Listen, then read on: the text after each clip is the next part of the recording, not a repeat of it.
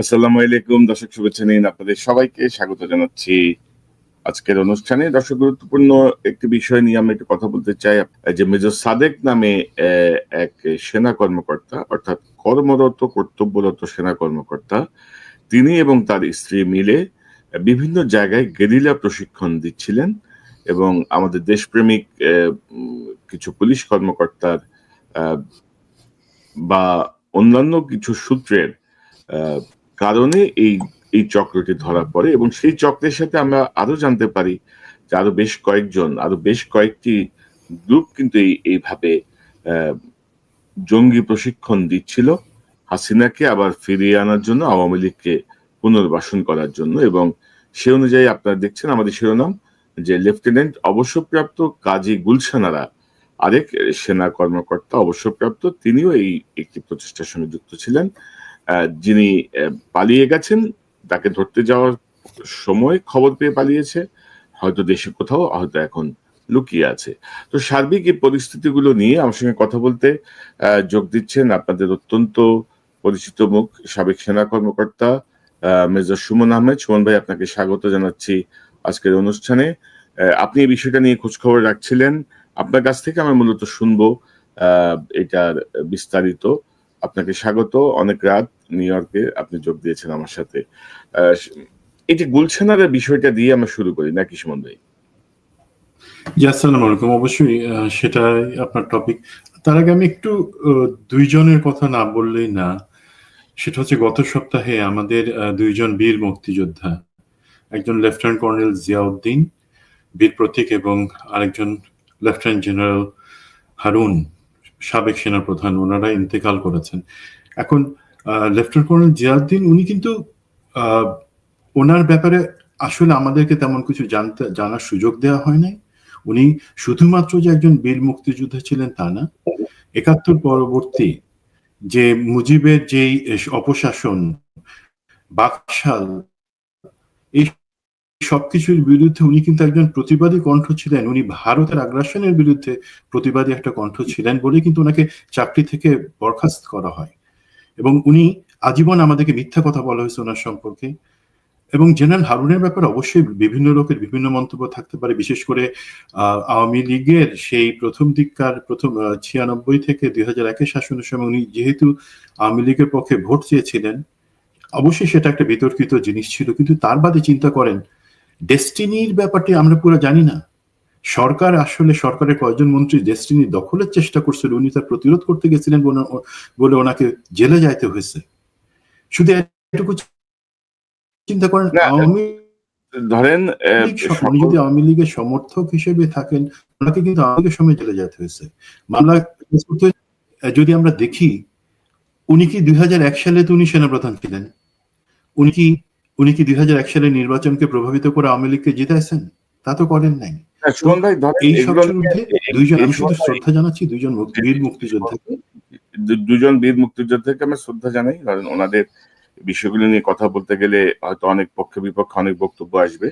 এবং ফরচুনেটলি আমি কিন্তু দুজনেরই ইন্টারভিউ করেছি, জিয়াউদ্দিন সাহেব এবং জেনারেল হারুন, দুজনের সঙ্গে আমার পরিচয় ছিল, যোগাযোগ ছিল। তো যাই হোক, আমরা তার আত্মার শান্তি কামনা করি, আল্লাহ তাদের অপরাধ ক্ষমা করুন, এই প্রার্থনা করতে পারি। এর বাইরে আমাদের কিছু করার নাই। তো সুমন ভাই, আমরা আজকে প্রসঙ্গটা যদি আসি, যে মেজর সাদেক এবং এই যে লেফটেন্যান্ট কাজী গুলশান আরা, এই বিষয়টা নিয়ে যদি আপনি একটু আপনার পর্যবেক্ষণটা যদি তুলে ধরেন, মনে হয় ভালো হয়। জিনিসটা প্রথমত সেন্সিটিভ, এবং এই জিনিসটাতে বিশেষ করে মেজর সাদেকের ব্যাপারটাতে এখনো সেনাবাহিনী পর্যায়ে ২টা তদন্ত হচ্ছে এবং এর বাদে আমাদের গোয়েন্দা সংস্থা, পুলিশ, স্বরাষ্ট্র মন্ত্রণালয়, তারা জয়েন্টলি ইনভেস্টিগেশন করছে আলাদাভাবে। তো সেটাতে আমরা হয়তো সবকিছু কনক্লুসিভলি বলবো না, বাট তার আগে একটু কনক ভাই দুইটা জিনিস একটু ক্লিয়ার করে নিই এই স্বার্থেই, যেহেতু সেন্সিটিভ জিনিস।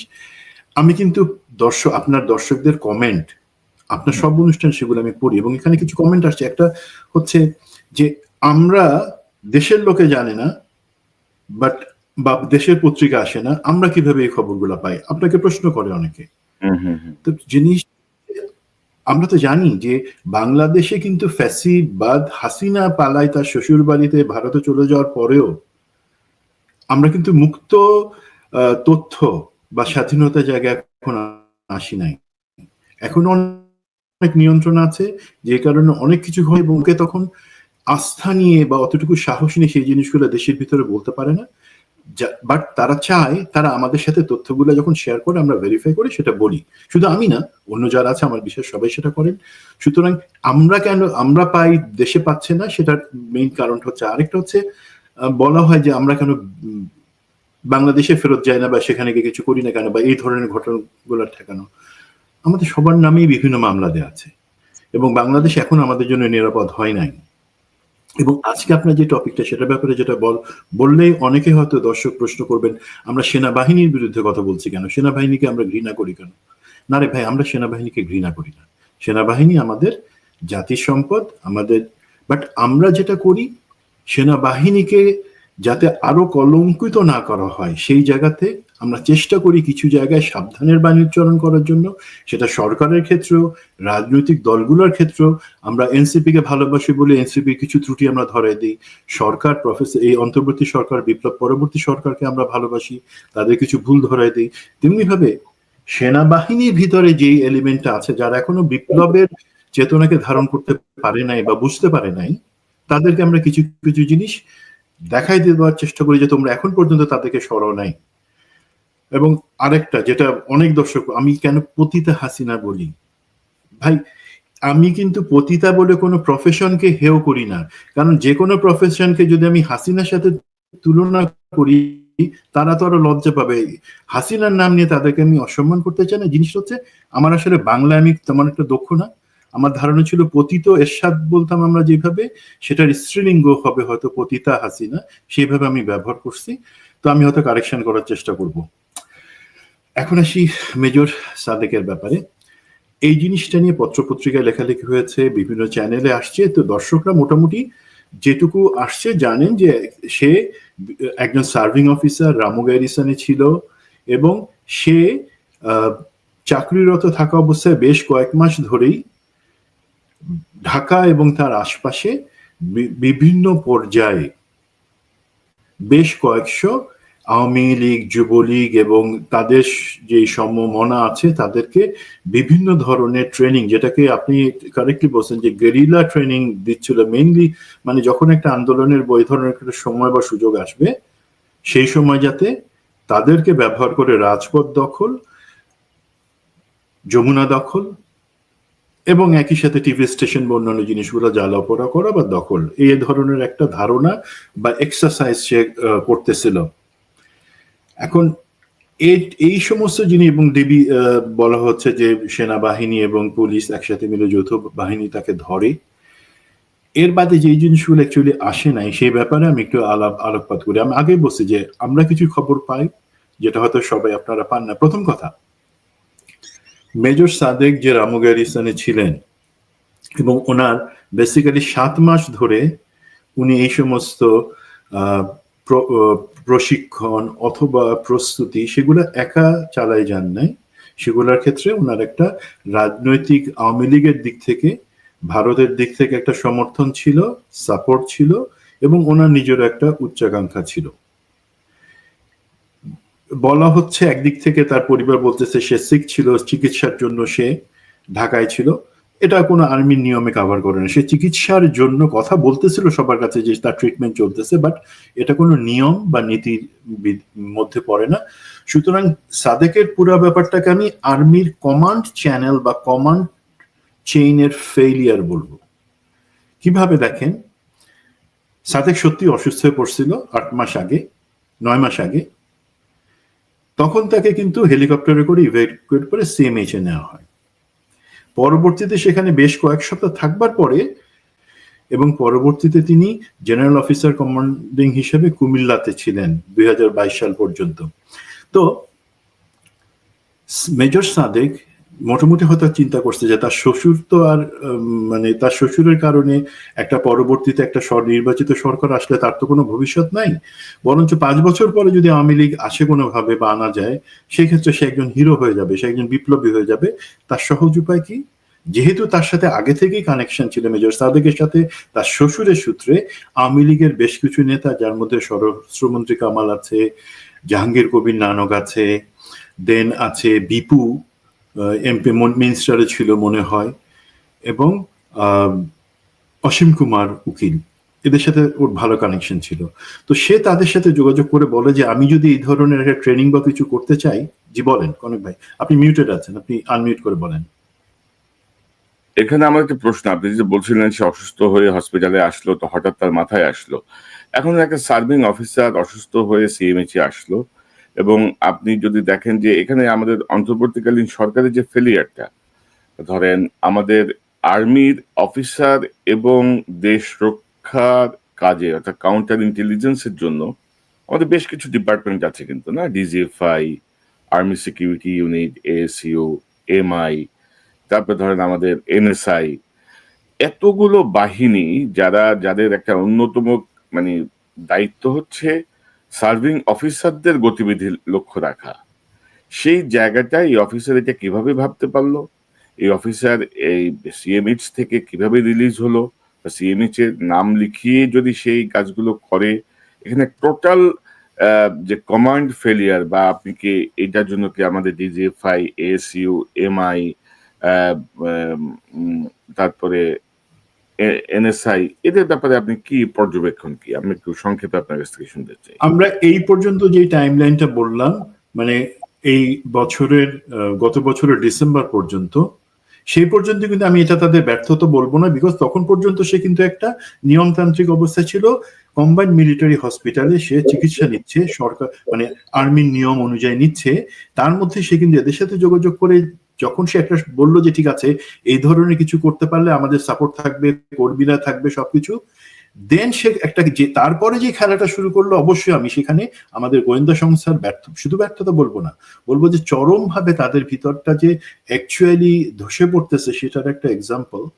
আর একই সাথে কমন চ্যানেল কিভাবে হচ্ছে দর্শক বুঝতে পারবেন, সেটা হচ্ছে যখন সে আওয়ামী লীগের এই ভারতে পালায় থাকা ইঁদুরগুলার কাছ থেকে সে একটা আইডিয়া পেলো যে হ্যাঁ তাহলে আওয়ামী লীগ উপকৃত হবে এবং সেও একটা হিরো হয়ে যাবে, তখন সে তার যে ইউনিট অধিনায়ক আছে তার ইউনিটের, সেই ইউনিট অধিনায়কের কাছে বললো যে আমার এই সিএমএইচ চিকিৎসাতে আমার হবে না, আমার কোনো উন্নতি হবে না, আমি বাইরে চিকিৎসা করতে চাই, আমাকে ছুটি দেন।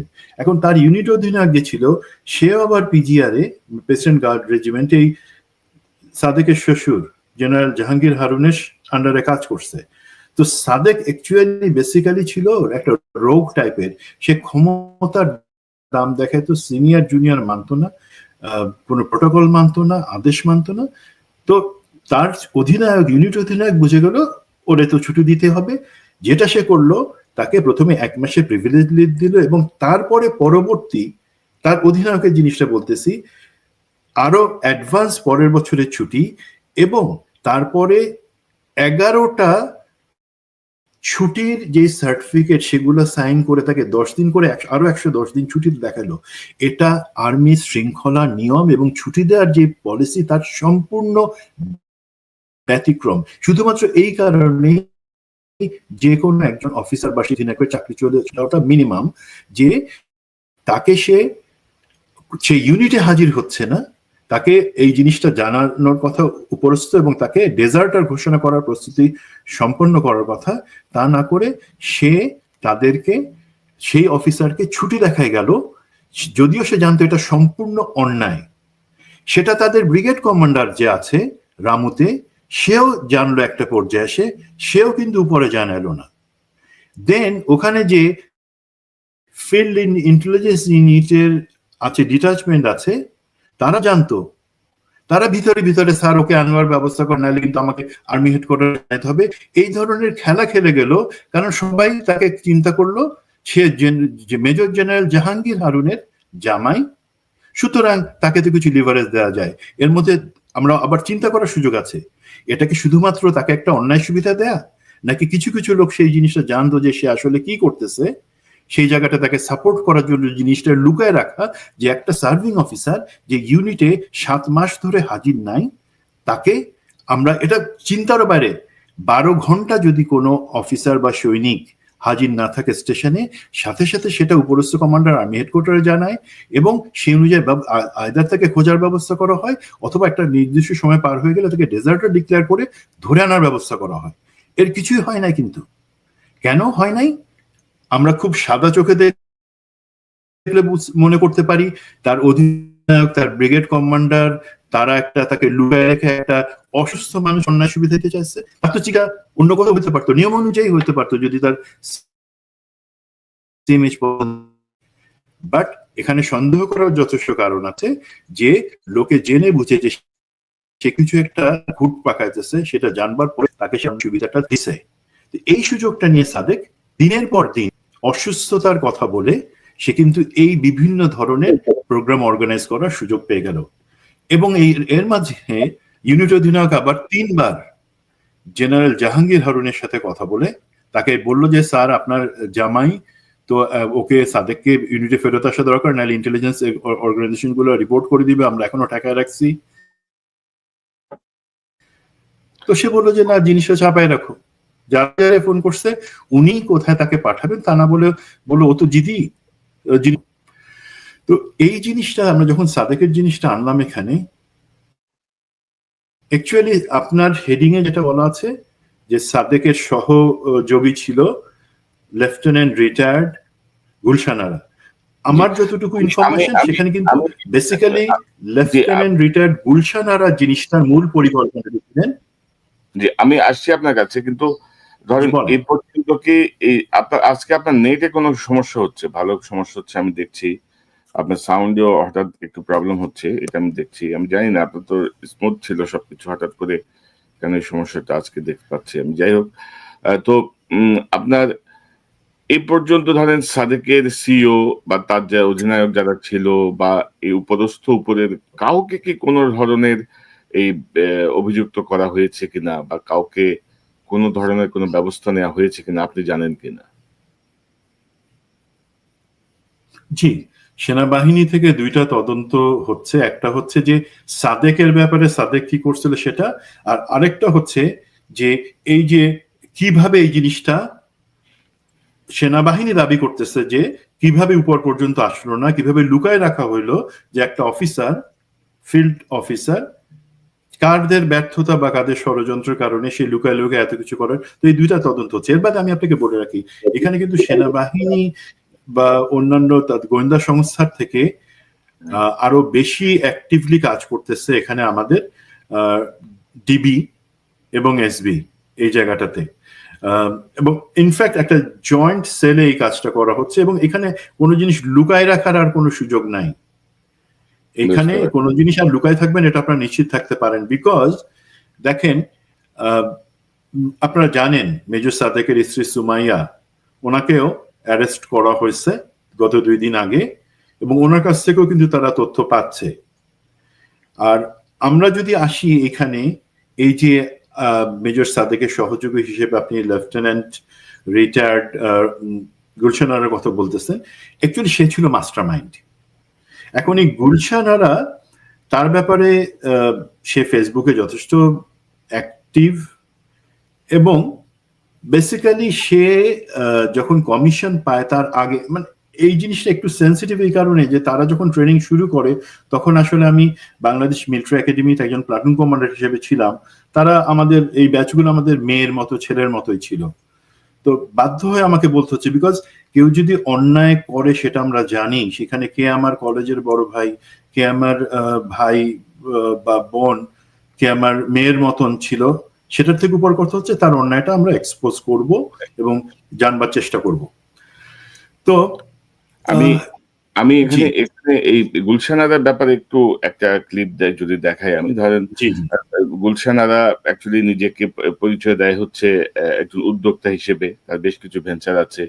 তিনি সাম্প্রতিক সময় তিনি একটা সিকিউরিটি কোম্পানিতেও জয়েন করেছেন।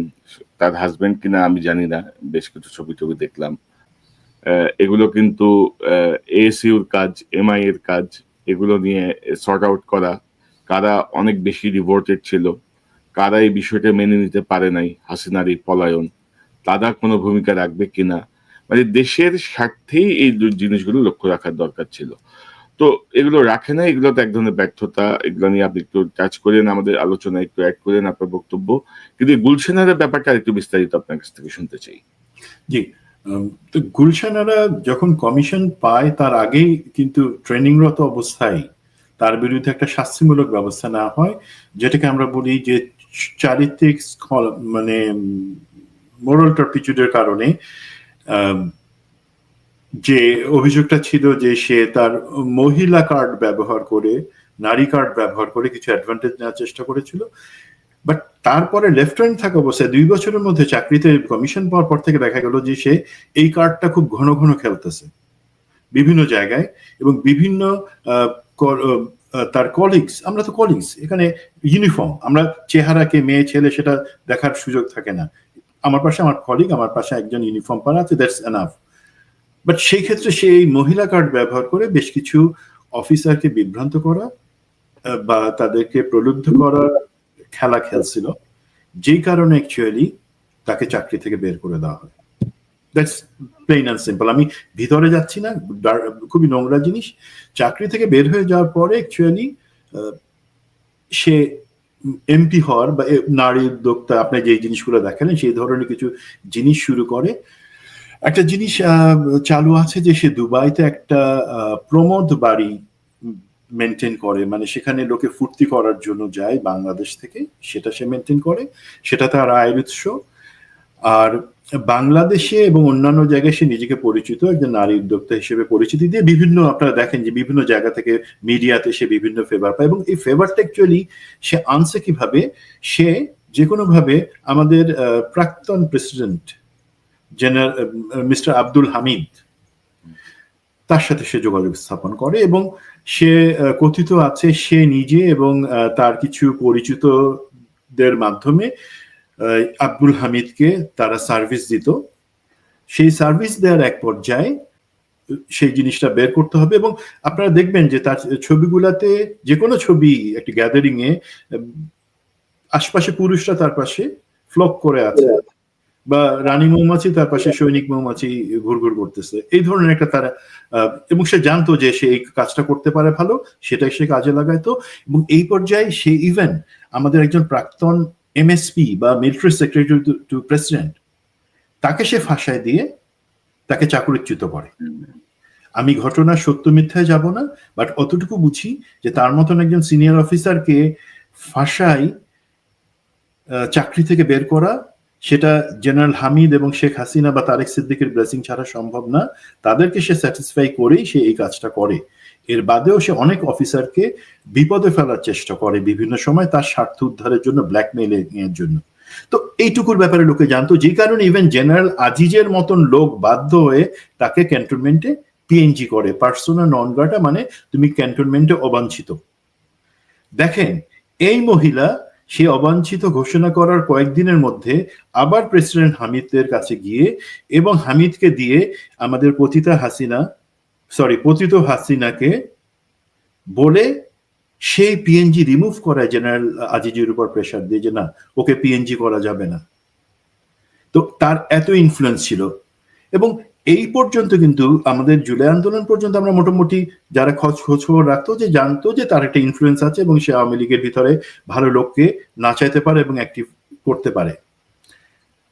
তো এখন যে লোকে তার এইটুকু কার্যক্রম বা 2 নাম্বারই, সেটা জানবার পরে যেটা অ্যাকচুয়ালি হলো, সে নানকের সাথে এবং আমাদের যে জেনারেলরা পালাই গেছেন, যে 6 জন জেনারেল নামে ওয়ারেন্ট ইস্যু হয়েছিল, যারা তাদের একজন কিন্তু দুবাইতে আছেন, নানক এবং সে একজন জেনারেল, তাকে সেখানে মেন্টরিং করে এবং বুঝাই দেয় কাজগুলা। বিশেষ করে সেই পলাতক জেনারেল, উনি বেসিক্যালি এই লেফটেন্যান্ট রওশন আরার হ্যান্ডলার হিসেবে আছেন, যে তাকে অ্যাসাইনমেন্ট দেয়া কি করতে হবে, তুমি যাও বাংলাদেশে যাও, 2 মাস থাকো, আবার আসো, 2 মাস যাও, এসে ফিডব্যাক দাও।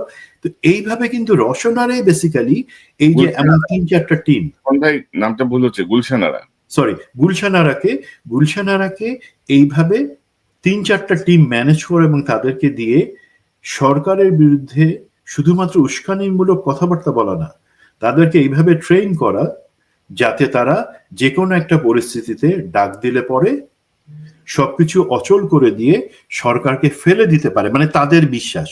তারা তো আসলে 24 দেখে নাই বা বুঝে নাই, তাদের বিশ্বাস এইভাবে কিছু করলে আওয়ামী লীগের হাতে অস্ত্র দিলে বোধহয় সে অস্ত্র ব্যবহার করতে পারে। তাদের কাছে তো অস্ত্র ছিল, জুলাই শেষেও তো অস্ত্র ছিল, আগস্টের প্রথমে অস্ত্র ছিল, সে অস্ত্র ছেড়ে তো তারা ইন্ডিয়াতেই পালায় গেল, তাই না? না, তাহলে তাহলে তাহলে ধরেন, আমি তো জানি যে এই গুলশান আরার সাথে কিন্তু আরেকটা টিম ছিল, অর্থাৎ 3টা টিমের খবর আপনিও পেয়েছেন, আমিও পেয়েছি। তো গুলশান আরা পালালো কিভাবে? তাকে তো ধরার একটা অভিযান বা চেষ্টা হয়েছিল। গুলশান যখন টিম কারা বা আরেকটা টিমে কারা আছে? আরেকটা টিমে আমার জানা মতে একজন জুনিয়র কমিশন অফিসার, তার সাথে একজন নন কমিশন অফিসার, এবং আনফরচুনেটলি তারাও সার্ভিং তারা ছিলেন, যেটা আমি যতটুকু খবর পাইছি। এবং এই যখন বেসিক্যালি সাদেককে ধরবার আগে তো অ্যাকচুয়ালি আরো কিছু লোককে যখন ধরা হয়, তাদের কাছে এই পরিকল্পনার কথা, এই ধরনের কার্যক্রমের কথা যখন জানা যায়, সবাই মেজর সাদেক যেহেতু একজন সার্ভিং অফিসার, তার ব্যাপারে ফোকাস দিয়ে সেনাবাহিনীর সাথে কোঅর্ডিনেশন করে তাকে কিভাবে ধরা হবে সেটা প্ল্যান করে। একই সাথে তারা কিন্তু জানতে পারে যে অ্যাকচুয়ালি আরো সেল আছে এবং এটার লিড করতেছে লেফটেন্যান্ট গুলশান আরা। বাট তারা যে ভুলটা করে, আমি বলবো যে আমাদের গোয়েন্দারা, এখানে সেনা এবং পুলিশ গোয়েন্দা সবাই অ্যাকচুয়ালি অ্যাক্টিভলি কাজ করছে ধরবার জন্য, বাট কেন ফেল করছে সেটা একটা বড় কোশ্চেন থাকে। বিকজ গুলশান আরার যে অফিস কালশিতে ছিল, সরি মিরপুর 11 নম্বরে, নাম হচ্ছে কালশি কুঞ্জ, সম্ভবত আপনার কাছে ছবি থাকতে পারে, কালশি কুঞ্জের একটা ছবি। সেখানে সে অফিস করে বেসিক্যালি সেখানে রিটায়ার্ড এবং সার্ভিং অফিসাররা আসতো, যারা তার সাথে আওয়ামী মনোভাবের লোকজন আসতো। এবং এখানে কারা আসতো, তার সেনাবাহিনী রিটায়ার্ড এবং সার্ভিং এর পরিচয়ের বাদে ইম্পর্টেন্ট হচ্ছে ধরে নিব তারা সবাই ভারত বা রয়ের লোক বা তাদের এমপ্লয় করা লোক। তারা সেখানে আসতো এবং সেই অফিসে সাদেককে ধরার সাথে সাথেই তাদেরকেও পায় নাই, তারা সম্ভবত আখড়া সীমান্ত দিয়ে ওই পাশে চলে গেছে দেশ পার হয়ে। তো এই দুইটার সময় সাদেককে ধরার আশপাশের সময় পায় নাই, তার কারণ সাদেককে ধরার সাথে সাথে অ্যাকচুয়ালি গুলশানারা দুবাইতে চলে গেছে পালায়, সে ফ্লাইটে করে গেছে। বাট যখন এইটা যত তাড়াতাড়ি এই জিনিসটা হওয়ার কথা ছিল, অথবা যতটা ইনফরমেশন সিক্রেসি মেনটেন করে তাদেরকে ধরবার দরকার ছিল, সেই জায়গায় আইদার তথ্য ফাঁস হয়ে গেছে, গুলশানারা সেটা জানতে পেরে সাথে সাথে চলে গেছে, অথবা সে ধারণা করতে পারছে যে সাদেক যেহেতু ধরা পড়ে গেছে, এখন তো জিনিসগুলো বের হয়ে আসবে, সুতরাং আমি আগেই পালায় যাই, যেহেতু কোনো না কোনো ভাবে ওকে জয়েন্ট ইন্টারোগেশন সেলে সে সব বলে দিবে। তো এইভাবে মিস হয়ে গেল যে সাদেককে ধরা হয়েছে, তার স্ত্রী সুমাইয়া তিনিও পুলিশ কাস্টডিতে আছেন, ইন্টারোগেশনে আছেন গতদিন থেকে। বাট আমাদের দরকার ছিল এই লেফটেন্যান্ট গুলশান আরাকে ধরা, তাহলে জানা যেত অ্যাকচুয়ালি নেটওয়ার্কটা তারা কিভাবে প্ল্যান করতেছে, এইখানে ভারতের রয়ের ইনভলভমেন্ট কতটুকু, আওয়ামী লীগের যারা পালায় আছে যে ইঁদুরগুলা তারা কতটুকু অ্যাক্টিভলি এটা সাপোর্ট করতেছে, দেশের ভিতরে কিভাবে কারা কারা। আমি যতদূর জানি অসীম কুমার উকিল এই জিনিসটা কোঅর্ডিনেশন করবার কথা, কোন জায়গায় কত লোক হবে, কোন মিটিং এ কত হবে, তারা কিভাবে পরে গিয়ে গ্রাম পর্যায়ে আবার সেগুলাকে ট্রেনিং দিবে, সেগুলো আমরা জানতে পারতাম। বাট গুলশানারা যেহেতু চলে গেছে, আমাদের পক্ষে সেটা সম্ভব না। তো আমার বিশ্বাস আছে কোনো না কোনো ভাবে তাকে আমরা ধরে আনতে সমর্থ হবে, এবং তদন্ত কিন্তু এখনো চলতেছে। আমি কনক্লুসিভ কিছু বলতেছি না, তারা হয়তো আরো ভয়ঙ্কর কিছু জানতে পারে তদন্ত টিম, তখন ইন্টারপোল আছে, সেই সুবাদে তারা ব্যবস্থা নিতে পারবে। না, তবে আমি একটু কনফিউজিং খবর পেলাম, কেউ কেউ বলছে যে উনি পালাইতে পারে নাই, হয়তো আপনার ঢাকাতে কোথাও লুকিয়ে আছে। আপনি জানেন যে আওয়ামী লীগের এখন অনেকেই ক্যান্টনমেন্টের বিভিন্ন আশ্রয়ে আছে, তো তাকে আশ্রয় দেওয়ার তো লোকের অভাব হবে না আর কি। তো সেই জায়গাটাই আসলে মূল কনসার্ন। এবং এইটা কি হবে আসলে, দেখেন মানে কত বড়, এত রক্তপাতের পরে, এত কিছুর পরেও আওয়ামী লীগের যে পরিকল্পনা, এবং সেখানে তাদেরকে সহযোগিতা করছে আমাদের সার্ভিং কিছু কর্মকর্তা, আমাদের সার্ভিং কিছু কি বলবো, মানে দায়িত্বশীল লোকজনদের যে ভূমিকা আমরা দেখছি আর কি। তো এখন করণীয় কি, মানে অর্থাৎ তাও তো ভালো যে দেশপ্রেমিক কিছু মানুষ এখনো কাজ করেন, মানে পুলিশে, আমাদের সেনাবাহিনীতে, আমাদের এনএসআইতে যাদের প্রতিষ্ঠা এটা ধরা সম্ভব হলো, তাই না? যদি না ধরা যেত, আমি বলবো না যে কিছু, আমি বলবো আমাদের অধিকাংশই যারা আছে নিরাপত্তা বাহিনীতে, সামরিক বাহিনীতে, তারা মেজরিটি হচ্ছে তো তারা ভালো কাজ করবেন বলে সে প্রশিক্ষণ এবং শপথ নিছেন। আমি বলবো অল্প কিছু আছে উপরের দিকে যারা সেই ভালো কাজগুলোকে নষ্ট করার জন্য কাজ করতেছে এবং কোনোভাবেই আমাদেরকে সেটা দিবে না। এখন সমস্যাটা শুধু এইখানে না, দেখেন আমরা কিছু কিছু অফিসার বা জেনারেল যারা এখনো চাকরিতে আছে, মেজর জেনারেল কবির যে এমএসপি ছিল, শেখ হাসিনা এমএসপিএম ছিল, শেখ হাসিনার মিলিটারি সেক্রেটারি ছিল, দেন মেজর, সে কিন্তু আয়নাঘরেরও একই সাথে ডিরেক্টর ছিল এই সিটিআইবি।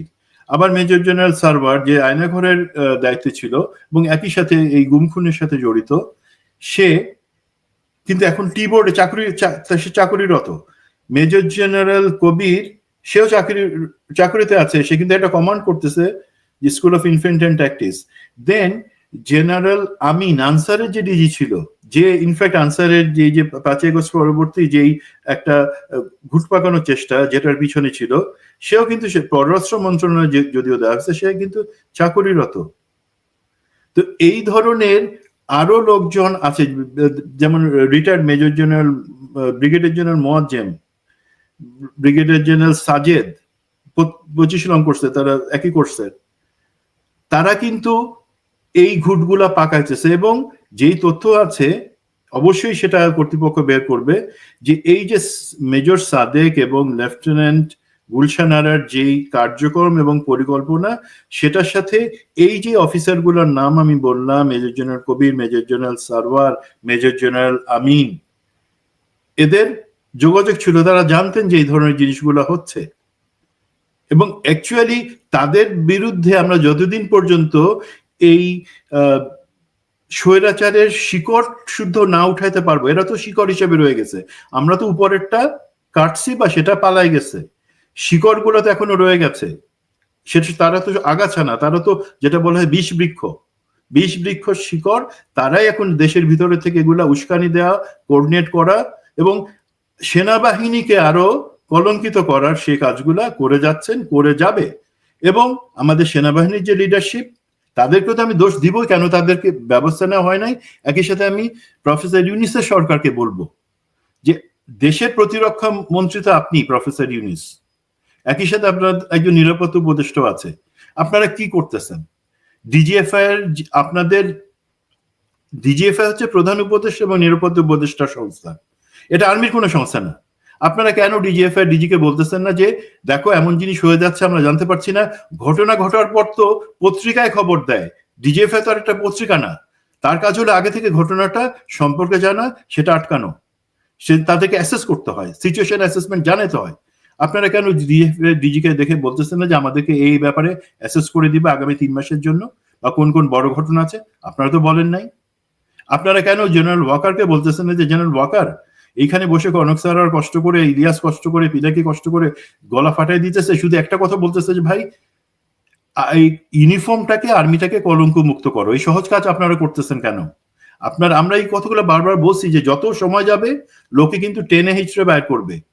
স্বাভাবিক যে বিচার হওয়ার কথা সেখানে যদি সেটা না করেন, সেই বিচারের কাছে তাদেরকে সমর্পণ না করেন, যেটা দেখা যাবে যে দিন যত যাবে লোকে কিন্তু সেই সমস্ত জিনিস খুঁজে বের করবে, অপমান করে প্রত্যেককে বাড়ি পাঠাবে, জেলে ভরবে। এবং আমাদের জন্য উত্তরোত্তর যে বিপদ, এই ধরনের মেজর সাদেক, লেফটেন্যান্ট গুলশান আরা, এদের মতো লোকজন কিন্তু আমাদেরকে প্রতি মুহূর্তে শান্তিতে থাকতে দেবে না, ষড়যন্ত্র করে যাবে। আরেকটা বিষয় আমি একটু অ্যাড করি, আপনি প্রথমে বলছিলেন বা এখনো বললেন যে ধরেন যে বিষয়গুলো, ধরেন আমরা তো ধরেন 10,000 মাইল দূরে বসে কিন্তু দেশপ্রেমিক মানুষের কারণেই আমরা অনেক তথ্য পাই। এই মানুষগুলাই মনে করেন যে বাংলাদেশের মিডিয়া বা বাংলাদেশের কোথাও বলে এই তথ্যগুলো সামনে আসবে না, তারা চান যে বিষয়গুলো সামনে আসুক।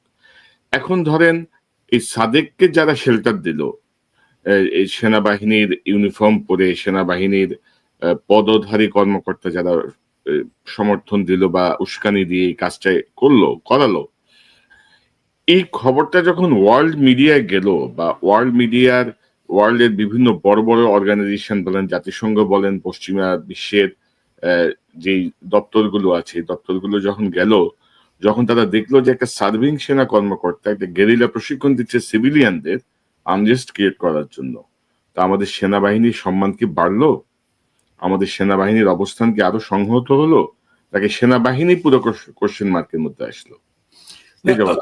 আপনি একবারে সঠিক কথা তো বলছেন কনক। সেটা হচ্ছে কি, এটা নিয়ে আমার জেনারেল ওয়াকারের সাথে এবং তার সাথে লোকজনের সাথে বেশ কয়েকবার কথা হয়েছে। উনি, তোমরা কেন সেনাবাহিনীর বিরুদ্ধে লাগছো, সেনাবাহিনীর তোমরা গৌরবে কালি লাগাইছো। আমার কথাটা এক্স্যাক্টলি এখন আর বলার দরকার হয় না, এখন ওনারাই কিন্তু দেখতে পাচ্ছেন যে আমাদের কথা ছিল যে আমরা তো চাচ্ছি যে এই গৌরবের সংস্থা এটা তার গৌরবের জায়গায় থাকুক। মাত্র অল্প কিছু লোককে, যারা, আমি বলবো না যে তারা বিচারের আগে বলবো না তারা দোষী, বাট একটা সাধারণ ধারণা আছে তারা কি করছে, সে অনুযায়ী তাদেরকে আপনি আইনের আওতায়, বিচারের আওতায় ছেড়ে দেন। তখন কিন্তু সেই একটা ছোট্ট এবং ন্যায্য কাজ সেটা করলে পরেই কিন্তু এই আর্মির গৌরবটা বাড়বে। তার বিপরীতে আপনি যেটা বলেন কমে যাবে। আরেকটা জিনিস বলি, আমি তো বেশ কয়েকটা অনুষ্ঠানে, কর্নেল শামসের সাথেও 2টা অনুষ্ঠানে আমি আলাপ করছি যে যারা বঞ্চিত অফিসার, রিটায়ার্ড, যাদেরকে বিভিন্নভাবে অন্যায়ভাবে চাকরি থেকে বহিষ্কার করা বা তাদেরকে প্রমোশন দেওয়া হয়নি, তাদের ব্যাপার। আমি এখন সার্ভিং অফিসারদের কথা বলি, যারা চাকরি করতেছেন এখনো, বাট শেখ হাসিনার গত 15 বছরে তাদেরকে বিভিন্নভাবে মিথ্যা অভিযোগে, এই বিশেষ করে জেনারেল জিয়া উল আহসান, খুনি জিয়াউল আহসান এবং অন্যান্য জেনারেলদের বিরুদ্ধে কথা বলা, তাদের অন্যায় আদেশ না মানার কারণে তাদেরকে শাস্তি দেওয়া হয়েছে। এই সরকার বা এই সেনাপ্রধানের কি সেটা উচিত ছিল না যে এই যে প্রমোশন, 2টা প্রমোশন বোর্ড হয়ে গেল 24-এর এবং 25-এর, সেখানে সেই বঞ্চিত অফিসার বা সেই যাদেরকে পিছাই দেওয়া হয়েছে, প্রমোশন দেওয়া হয়নি, চাকরি থেকে চাকরি শেষ হয়ে যাচ্ছে, তাদের প্রতি সুবিচার করা। কারণ তারা হাসিনার বিরোধী ছিল, বাট তারা হাসিনা বিরোধী ছিল, এটা দেশের লোক তাদের প্রতি শুভকামনা রাখতেছে। আনফরচুনেটলি আমার কাছে কেন জানি মনে হয় জেনারেল ওয়াকার, আমি কিন্তু আপনার সম্পর্কে খারাপ কিছু বলতেছি না, আমি চাই আপনার ভালো। আপনার কি একবারও মনে হয় নাই যে এই অফিসারদের প্রতি ন্যায় বিচার করার এখনই দায়িত্ব? বাট কেন আমরা এমন একটা গন্ধ পাচ্ছি যে আপনারা বরঞ্চ তাদেরকে অনেক অপছন্দ করেন বলে এই বোর্ডে তাদেরকে কনসিডার করেন নাই? জেনারেল ওয়াকার, আপনি বোর্ডের মধ্যে বলে দিলেন যে না না, তাদের কোনো আমি রিকনসিডার করবো না, একজন জেনারেল জিয়াউল হাসান হোক বা যেই হোক, সেই তাদের থেকে পানিশমেন্ট খাইছে, আমি কেন একজন জেনারেলের পানিশমেন্ট আমি রদ করব? স্যার, এই জিনিসগুলা কিন্তু জেনারেল অফিসার কমান্ডিং বা জিওসিরা ফেরত গিয়ে তাদের অফিসারদের জানাই দিছে, ভাই আমরা তো প্রমোশন দিতে চাইছিলাম, কিন্তু চিফ তো মানেন না, চিফ তোমাদের কত জিনিসটা রিকনসিডার করতে চান না। আপনার জেনারেলরা কিন্তু আপনার মতন ওই চিন্তায় যায় না, তাদের বুদ্ধি অনেক চিকন, তারা ঠিকই ভিতরে গিয়ে আপনার কাছে সমস্ত লাগাই দিছে।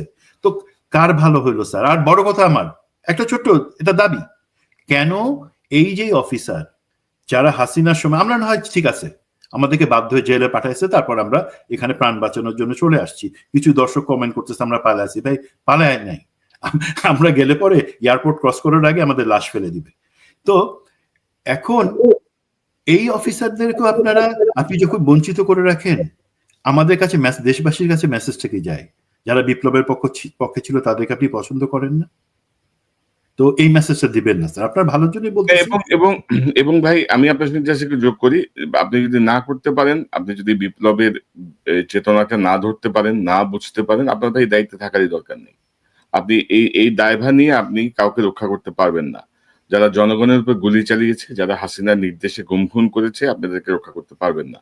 অন্তত জুলাই মাসে ছাত্র জনতার সাথে যেভাবে পেশাজীবী সাধারণ মানুষ, মাদ্রাসার ছাত্র, গৃহবধূ, মানে বাড়ির কাজের লোক সবাই মিলে যেভাবে রাস্তায় নেমে আসছিল, মানে গুলি তো আপনারা কম করেন নাই, তাই না? গুলি কম করছেন, গুলি তো কম করেন নাই। এখন নানাভাবে আপনারা মহান সাজার চেষ্টা করতেছেন। আমরা জানি না কেউ কোথায় কি হয়েছে, আপনার কে নির্দেশ দিচ্ছে, কোথায় কি হয়েছে আমরা তো জানি।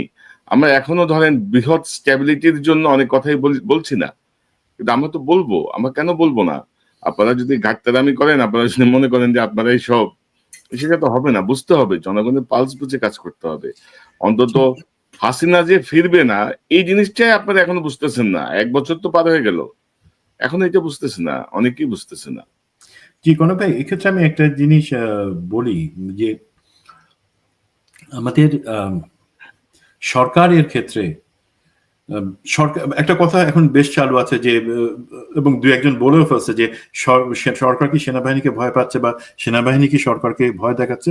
আমার মনে হয় এমন কিছু না।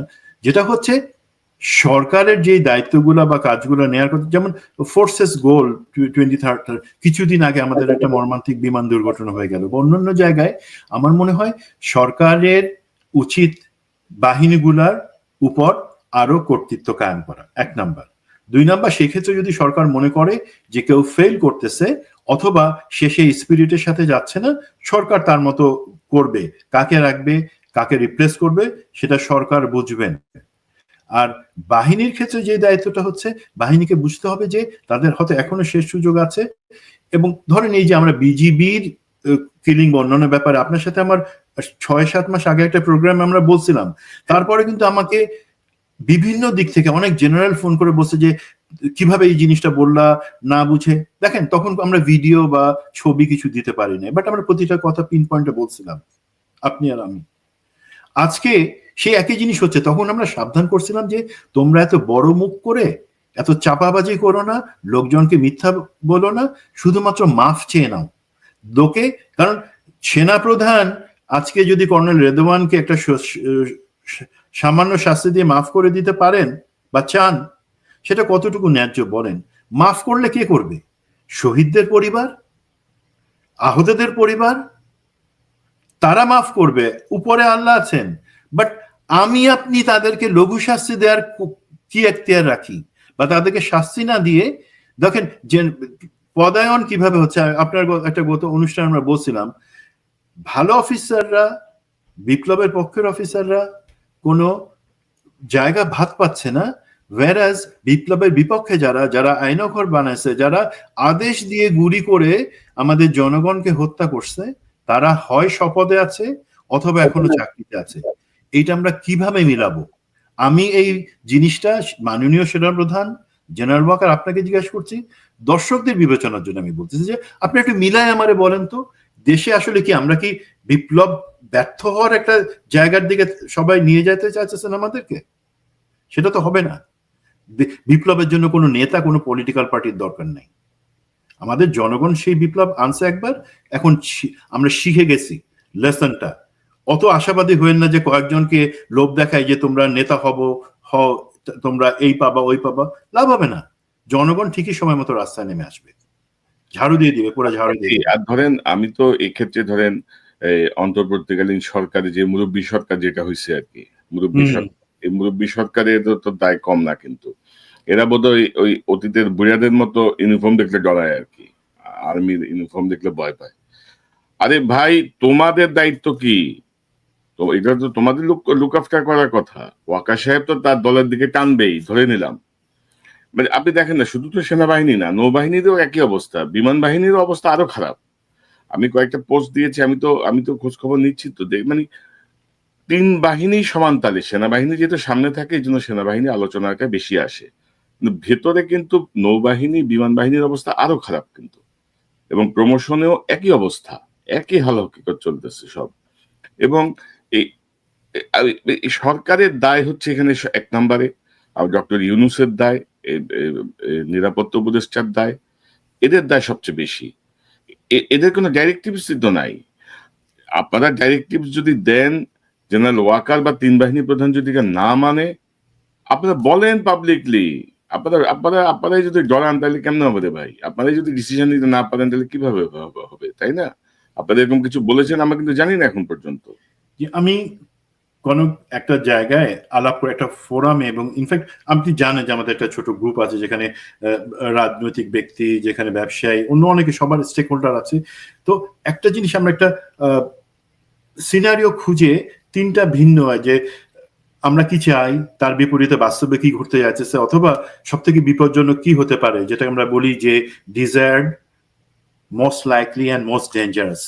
এই জায়গাটা অ্যাসেসমেন্ট করে আমরা যেই জায়গায় আসলাম, তাতে কিন্তু দেখা গেছে এখন যে আমরা চাই যে না একটা রিফর্মস হোক, বিচার হোক, বিশেষ করে এই জুলাই এবং বিডিআর বা অন্যান্য যেই হত্যাকাণ্ড, শাপলা চত্বর, সেই মূল বিচারগুলা হোক, সংস্কার হোক, রাজনৈতিক জায়গায় নির্বাচনের ব্যাপারে একটা ঐক্যমত্য আসুক, কি পদ্ধতিতে হবে, আমাদের পরবর্তী কিভাবে সেনাবাহিনী এবং অন্যান্য বাহিনী, সেটা চাই। বাট তার বিপরীতে কি হইতেছে প্র্যাকটিক্যালি, যে দেখা যাবে হয়তো যে আগের সিস্টেমে সবকিছু ঠিক রেখে কোনো মতো একটা গোজামিলের সংস্কার বা এই ধরনের কিছু হয়ে একটা নির্বাচন দিয়ে এই সরকার চলে যাওয়ার চিন্তা করবে। আর ডেঞ্জারাস যে জিনিসটা অ্যাকচুয়ালি, যখন আমরা এই যে মেজর জাহিদ এবং লেফটেন্যান্ট গুলশান আরারদের অ্যাক্টিভিটি গুলা দেখতে পাই, তখন কিন্তু মোস্ট ডেঞ্জারাস যে অপশনটা বা রাস্তাটা হয়তো আছে, সেটা কি, সেখানে কিন্তু তারা চায় যে একটা ক্যাওস, অ্যানার্কি, যেখানে কেউ, আর তখন মনির হায়দারের মতন মীর জাফর তো কোনো পশুর নাম না, একটা মানুষেরই নাম ছিল। মনির হায়দারের মতন মীর জাফর ধান্দাবাজ যখন একটা আমাদের একটা কমিশনের দায়িত্বে প্রফেসর আলী রিয়াজের সাথে থাকে, তখন আপনি সাধারণ বুদ্ধিতে বলি তার কাজই হবে রাজনৈতিক দলগুলোর মধ্যে আরো ডিস্টেন্সিং তৈরি করা, যে hey political parties, you go away. সে একজনের মহিলা স্বভাবের মানুষ, একজনের কথা আরেকজনের কাঁধে লাগাই, আরো দূরত্ব তৈরি করবে। এইটাই তার দায়িত্ব, এবং মাঝখান থেকে টাকা খাবে। ঐক্যমত্য কমিশনটা নিয়েই তো প্রশ্ন আছে, প্রশ্নবোধক তৈরি হয়ে গেছে, এবং সর্বশেষ তারা যে ঘোষণাপত্র দিল, সেই ঘোষণাপত্রের পরে তো এই পণ্ডিতদের পাণ্ডিত্য নিয়েই তো আমি সন্দেহান হয়ে পড়ছি। এখন আপনি যদি সরকার প্রধান হয়ে বা আপনি যদি একজন উপদেষ্টা হয়ে মনে করেন যে মনির হায়দারকে আমি এই জুলাই ঘোষণা লিখবার, ড্রাফট করবার দায়িত্ব নিলাম, তো ঘোড়া তো ঘোড়ার ডিমই পারবে, আর শুকরের পেট থেকে তো তার বাচ্চাই বের হবে। তো মনির হায়দার, সেই আপনার ধারণা আছে কিনা জানি না, আমি 4 দিন ধরে ড্রাফট পাচ্ছিলাম, এবং লাস্ট ড্রাফট পর্যন্ত আমি কনফার্ম যে সেটা মনির হায়দার লিখছেন। জুলাইতে তার কি কন্ট্রিবিউশন ছিল, এবং তার জুলাই পরবর্তীতে বাংলাদেশে গিয়ে 2 পয়সা কামানো ছাড়া, এবং এই নিউ ইয়র্কে থাকতে 2 পয়সা কামানো ছাড়া তার আর কি কাজ ছিল না কিছু। গা বাঁচানো একটা ঘোষণাপত্র দেয়া এবং ঐক্যমত্য কমিশনের নামে, এটা একটা কি বলবো, এটা কি জুলাই বিপ্লবটাই যদি উপদেষ্টা পরিষদ না বুঝতে পারে, জুলাই বিপ্লব যদি কমিশনের লোকরা না বুঝতে পারে, তো তাদেরকে আমরা কিভাবে বুঝাবো? তো এগুলো নিয়ে আরো বিস্তারিত কাজ আসবে। বাট আমরা আবারও ধন্যবাদ জানাই যে মেজর সাদেক এবং তার স্ত্রী আটক হয়েছে। একটি প্রচেষ্টাকে ভণ্ডুল করা গেছে, কিন্তু এর মধ্যে তারা আসলে কতটুকু প্রশিক্ষণ দিয়েছে, কোনো অস্ত্রের যোগান দিয়েছে কিনা, কোনো ব্লু প্রিন্ট তারা তৈরি করেছে কিনা, সেই জায়গাগুলো নিশ্চয়ই আমরা চাইবো কোনো ধরনের যেন কি বলবো, লুকোচুরি খেলা না হয় আর কি, কোনোভাবে যেন কোনো ঘটনা ঘটতে দেওয়া না হয়। আপনি যেটি বলছিলেন যে একটা গ্রুপ চাচ্ছে এনার্কি তৈরি হোক, এনার্কি তৈরির মাধ্যমে পরিবেশটা আরো ডাউন হয়ে যাক, তখন যেন তৃতীয় পক্ষ আরো সুবিধা নিতে পারে। যারা খুন করেছে জুলাইতে, যারা হাসিনার পদলেহন করেছে, সেই জাতীয় লোকজন যেন আবার মাথা চাড়া দিয়ে উঠতে পারে। আপনার অনুষ্ঠানের শেষের দিকে সুমন ভাই আপনার শেষ মন্তব্যটা শুনতে চাই। আমার আশা আছে সেনাপ্রধান, আমি আপনাকে অনুরোধ করে বলতেছি, কোনো খারাপ ভাষা না, আপনি আপনার জায়গাটা পরিষ্কার করেন, এবং আপনি বোঝা উচিত যে আপনার 1 কদম ডানে ঘন হয়ে চল, আপনি 2 কদম 3 কদম দরকার হলে সেই রাইট সাইডে আপনি আসবেন। এবং এই যে অবস্থা, এখানে আমরা অনেকে চিন্তার মাঝে একটা জিনিস, সেটা যদি কখন সুযোগ হয় আমাদের পরবর্তী একটা অনুষ্ঠানে বলবো, সেটা আগে একটু বলে রাখি, আমি সরকারের রাইট যে চ্যানেলস আছে বা যারা এটার জন্য দায়িত্বপ্রাপ্ত তাদের সাথে কথা বলে একটা প্রস্তাবনা দিচ্ছি, সেটা হচ্ছে আমাদের যুবক যারা আছেন, ছাত্র, তাদের জন্য যে বেসিক মিলিটারি ট্রেনিং সবার জন্য, সেটা কোনো আইনের ব্যর্থ হবে না, কোনো খরচ হবে না, সেটার কিভাবে সম্ভব হয় এবং সেটা কি লাভ, কেন সেটা আমাদের জন্য দরকার। আমাদের মতো একটা তৃতীয় বিশ্বর দেশ, ভঙ্গুর অর্থনীতির দেশ, সেখানে সবার জন্য সামরিক প্রশিক্ষণ সেটা শুধু সামরিক না, অন্য অনেক লাভ আছে, সেটা নিয়ে আলাপ করছি। যদি আমরা কোনো গুড রেসপন্স পাই সরকারের দিক থেকে, আমার আশা আছে আপনার অনুষ্ঠানে আমরা সেটা নিয়ে বিস্তারিত আলোচনা। আমরা এটা নিয়ে আগেও আলোচনা করছি। আমাদের মাহমুদ ভাই উনিও বেশ কয়েকবার এই প্রসঙ্গটা এনেছেন। পৃথিবীর বিভিন্ন উন্নত সকল রাষ্ট্রে কিন্তু এই জিনিসটার একটা উদ্যোগ আছে, কিন্তু আমেরিকা, লন্ডন, এসব সব জায়গাতে কিন্তু আছে, যেটা বেসিক মিলিটারি ট্রেনিং। তো এখন দেখা যাক, মানে আমি মনে করি যে আমরা একটা বড় একটা মানে বিপর্যয় থেকে প্রাথমিকভাবে ঠেকানো গেছে। এখন বাকিটা নির্ভর করছে তদন্ত কমিটিতে যারা আছেন তারা কতটুকু অনুরাগ বিরাগের ঊর্ধ্বে উঠে এটা সঠিক তদন্ত করে কার্যকর পদক্ষেপ নেবেন তার উপরে নির্ভর করবে। মেজর সুমন আহমেদ, আপনাকে অসংখ্য ধন্যবাদ। ধন্যবাদ আপনাকে এবং দর্শকদের। আসসালামু আলাইকুম। নিশ্চয়ই আমি আবারও কথা বলবো নিকট সময়ের মধ্যে। অনেক অনেক ইস্যু আছে, এগুলো নিয়ে আপনার সঙ্গে অনেক বিষয় নিয়ে কথা হয়েছে, আসতো সামনে আমরা আরো কথা বলবো। আপনাকে অসংখ্য ধন্যবাদ। দর্শক, এতক্ষণ যারা এই অনুষ্ঠান শুনলেন, নিশ্চয়ই আপনার এই আলোচনার মর্মার্থ উপলব্ধি করতে সক্ষম হবেন। মেজর সাদেক, লেফটেন্যান্ট কাজী গুলশান আরার মতো এরকম অনেকেই আছে, অনেক অন্ধ, কি বলবো, যাদের মনের মধ্যে আওয়ামী ধর্ম বিরাজিত, যাদের কাছে গুলি করে মানুষ হত্যা করা মানে হচ্ছে মানে বাংলাদেশ বিরোধী শক্তিকে গুলি করে হত্যা করা, যারা কথায় কথায় কি বলবো ভারতের তাবেদারি করে, যারা কথায় কথায় পার্শ্ববর্তী রাষ্ট্রের প্রেসক্রিপশনে চলে, এই জাতীয় লোকের সংখ্যা কম না। এবং 1 বছর পার হয়ে গেলেও আনফরচুনেটলি আমাদের মুরব্বী সরকারও কোনো পদক্ষেপ নেয়নি। আমাদের যাদের পদক্ষেপ নেওয়া দরকার ছিল, যারা শেষ পর্যন্ত অংশ নিয়েছিল, আমাদের সেই প্রতিরক্ষা বাহিনীর শীর্ষ ব্যক্তিরাও কিন্তু এর সঙ্গে আন্তরিকভাবে যোগ দেয় নাই। আন্তরিকভাবে যোগ দিলে এইসব সাদেক বা গুলশানারা এত সাহস পেত না, এত সাহস পাওয়ার কোনো প্রশ্নই ওঠে না। এবং এই সাদেক গুলশানারাদের পেছনে সার্ভিং কোন কোন শক্তি এখনো তাদেরকে শক্তি জুগিয়েছে, সেটি নিশ্চয়ই তারা বের করতে সক্ষম হবেন। আমাদের গোয়েন্দা পুলিশ যে অসাধারণ কাজ করেছে তাদেরকে ধন্যবাদ দিতে চাই। এবং সেনাবাহিনী, আমাদের গোয়েন্দা সংস্থা বা অন্যান্য সকল বাহিনীতে কেউ যদি মনে করেন যে এই জাতীয় দেশদ্রোহী কর্মকাণ্ডকে ভিন্ন খাতে প্রবাহিত করার চেষ্টা চলছে, দয়া করে আমাকে সঙ্গে সঙ্গে বিস্তারিত জানান। আবারও দেখা হবে ইনশাল্লাহ। আসসালামু আলাইকুম।